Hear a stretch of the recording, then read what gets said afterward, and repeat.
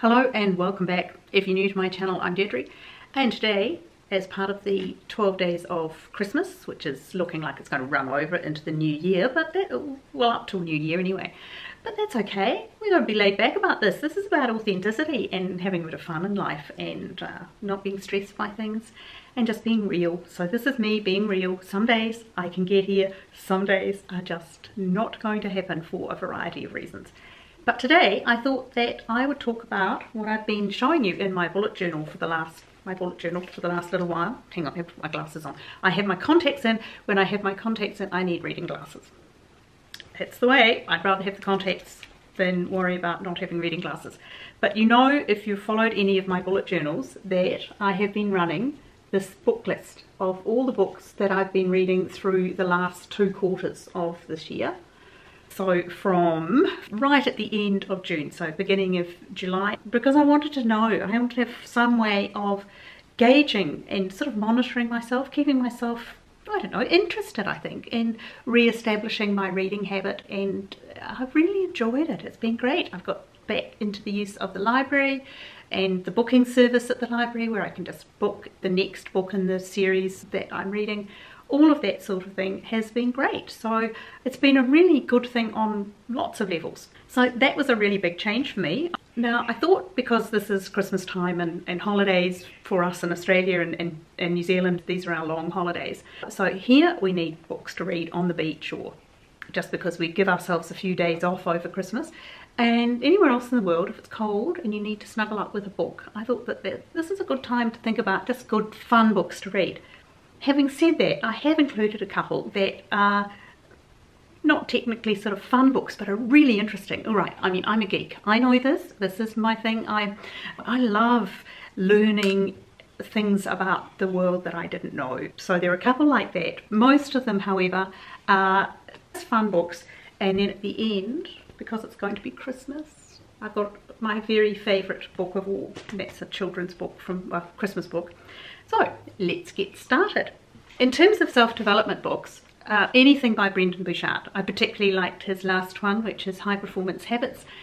They're good books. He writes well. He may be sold as a trainer and a motivator and all the rest, but really he's a very good writer. And I did read his book High Performance Habits at the beginning, and that was one of the reasons I decided to do this, was because he reads a book a week. On average, he doesn't read junk food like I do, but he reads a book, a learning book a week. Well, that was sort of the impetus for this, except that I don't intend to read just erudite books. Now, after I'd taken on this challenge to make sure I read a book a week, I stumbled on the Bill Gates Notes newsletter. And one of the things he does in that, he talks about the things that his foundation, he and Melinda Gates' foundation, is doing, but he also talks about books. From his recommendations, that's when I came upon the book Factfulness by Hans Rosling, and that was amazing. That was just, it was like a real eye-opener. Well, I had a fair idea, to be fair. There's a test at the beginning of the book. There are sort of 32 questions and most people only get 1 or 2 right. Look, I'm a geek. I got most of them right. But it was still really good to hone down things that I sort of believed and sort of knew, and to have really clear, factual, but beautifully written evidence behind what I had thought was the truth reading. And the one I'm reading at the moment is also recommended, I think, by Melinda as well. They both read it and enjoyed it. And it's called Educated. And it's by a woman called Tara Westover. And she was raised in a really deprived environment by a father who had, I think, lost his mind a little bit and was entirely paranoid and had isolated the family. Because of his paranoia, little by little he isolated the family. So it was a really deprived childhood in terms of education. She wasn't allowed to go to school, she didn't have a birth certificate, she didn't exist. And I'm at the point where she's, I think, about 10, and her older brothers have all left the home now. And she's 10 or 11 and working in the scrapyard as child labour for her father's company business, because he put her to work. It's pretty grim. It's not written in a grim way, but it is grim. So it'll be so interesting to see how she comes out of that. How does she get to where she ends up, which is obviously educated. A woman who is writing that book. It's fascinating. So there we are. That's one to look for. Educated by Tara Westover. Now, let's get into some fun things. I think I've said to you that I completely abandoned my life on the day that last book of the Nikki French's Dr. Frida Klein books came out. It was called Day of the Dead. I just read for 2 days, or maybe a day and a night. It was a complete, wasn't going to put it down, and yet I was furious because I knew it was the last one, so I should have savoured it more, but I didn't. I can always go back and read it again. But Nikki French is the name of a husband and wife writing team, and she's Nikki and he's someone French, so they put their names together and came up with Nikki French.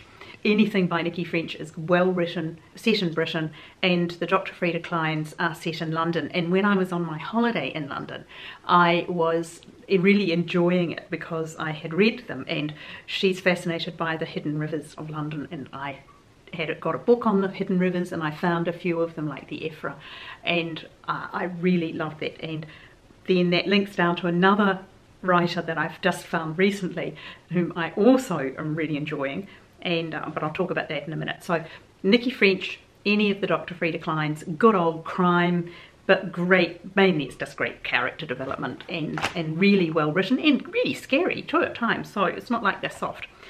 You'll find there's a theme here. I like crime books, but well written ones. Then there's anything by Ellie Griffiths. Now I started the Ellie Griffiths, and that's the pseudonym for a woman called Dominica, what's her name? Dominica de Rosa? Dominica de Rosa? I think so. Anyway, Ellie Griffiths, and she's wonderful, another British writer, and her latest was a standalone book, but I'm sure there'll be spin-offs from it, called The Stranger Diaries, and that was excellent. So yep, any of the Dr. Ruth Galloway novels. Now another one that was recommended by Ellie Griffiths, or I think, is a man called William Shaw, and his book, The Birdwatcher, is excellent. Another really well written British novel, and you know, crime based, but it's not about the crime, it's more about the people and the way that you build pictures of their lives and the main protagonist. So really enjoying that. You can hear a hiss, I've got the washing machine on, and the birds is carrying on outside. So William Shaw, The Birdwatcher, that was great. Now another one of my favorites is Nora Roberts, and she writes under several names. She's the most prolific writer. The J.D. Robb series, the In Death series, she writes those. I enjoy them. They're little futuristic police novel things. They are, you know, they're good reads when you're tired. That's me. I like to be able to shut my brain down by reading, and I don't want anything that's too heavy, that's going to make me think too hard. But these are great for just, you know, it's escapism for me. So anything by, honestly, those birds are driving me crazy. I'm going to have to go and shoo them away. So where did I get to before I went racing off to shoo those birds away? If you haven't discovered Nora Roberts, good stories nearly always, and tend to be a crime-solving puzzle behind it, but it's always about people. Now, I mentioned The Lost Rivers of London when I was talking about the Nikki French novels, and then I saw this, these books at the library by a man called Ben Aronovich, and they're the Rivers of London, and they're in that police drama sort of thing, and magic, and funny, and they're lightly written, but also really good stories once again. And of course they're talking about London's rivers. This is the book that I loved when I was in London, called London's Lost Rivers. It's really interesting to have somebody who's tying that into writing novels, and it's wonderful. Now there's the River Effra that starts up on Hampstead Heath somewhere and ripples its way down. I followed that one down to the Thames. And so if you feel like something that's a little bit out there, they're called the Peter Grant novels, I think, because it's PC, police constable, because it's London. PC Peter Grant is the lead character, so they're really good. My neighbour's cat has now come in. He will no doubt come and make an appearance. Come on. Now, two books that really made an impact on me this year. He's just sitting on my knee. He's a good boy. Anything better than having, look. Anything rather than have those noisy birds outside. They were terrible, weren't they? This is not my cat. This is my neighbour's cat. I shoo him out. But right now I don't want to deal with the birds while I'm filming. Now, two books that made an enormous impact on me this year. The cat's turning around. The first one was called The Shadow of the Wind by Carlos Zafon, Z-A-F-O-N, and it's an amazing book, and it's one of the highest selling books of all time, but I had never read it. It's translated from the Spanish, it's set in Barcelona, and it's really extraordinary and wonderful, and I was put onto it by a friend who has lived in Barcelona and loved it. And yeah, really, really enjoyable.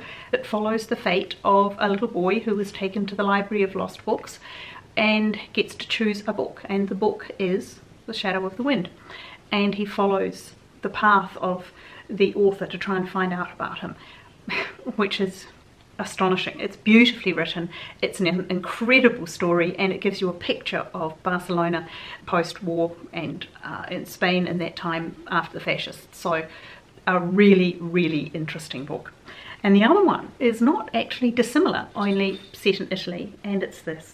And this one won my heart. It's one of the Neapolitan novels by Elena Ferranti, and this one is the first. This is My Brilliant Friend, and it's the story of these two little girls who are both brilliant little girls and grow up together in a little village outside of Naples. Poverty is the absolute norm, and that's that noisy cat. I will let him out in a minute.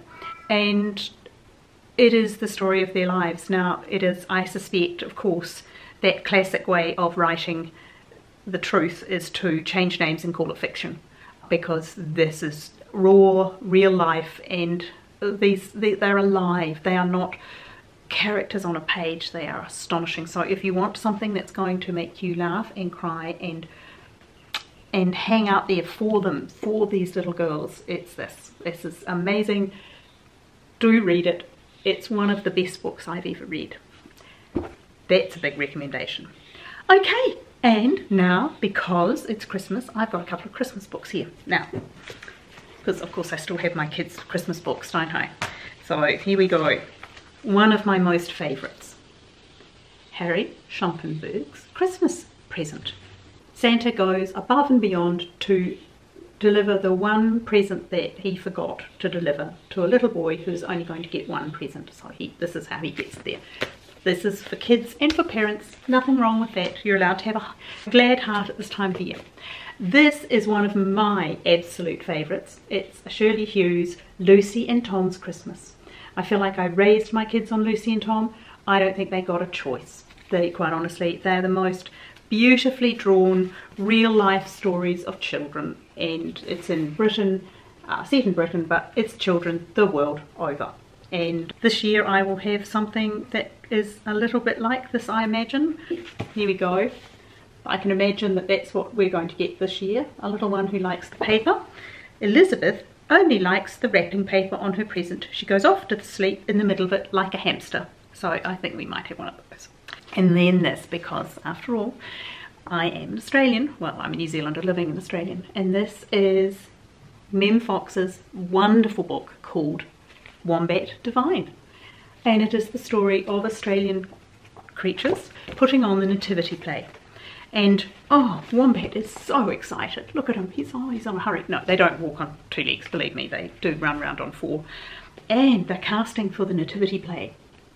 Wombat tries out for everything, but he's a bit heavy to be Archangel Gabriel. Oops, the other animals can't hold him up. So he tries out for them all, and he's very disappointed at the end because all of the roles are taken and there's nothing left. There were no parts left. Wombat hung his head and hoped he wouldn't cry. Poor little Wombat.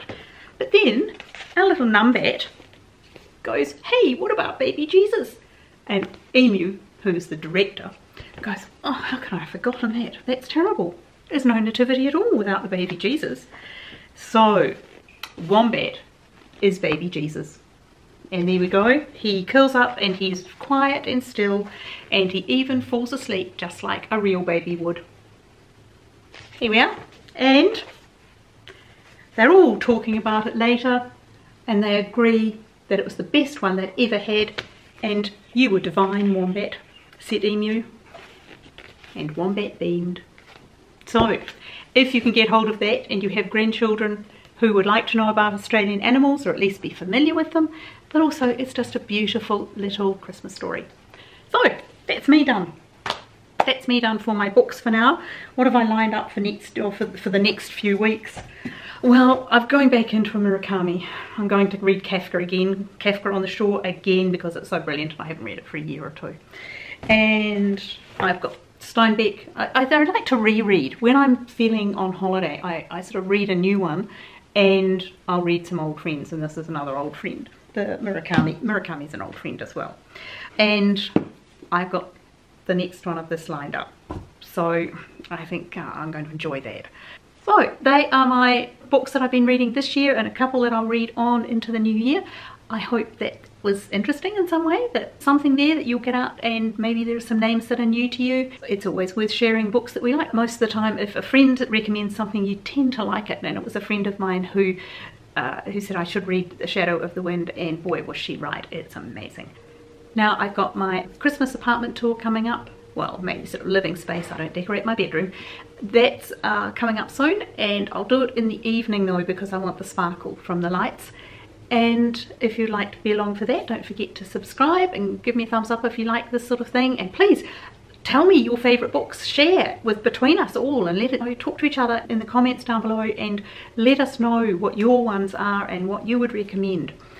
So I will be back, and I hope that whatever you're doing today, you're having a lovely time, and I'll see you soon. Bye.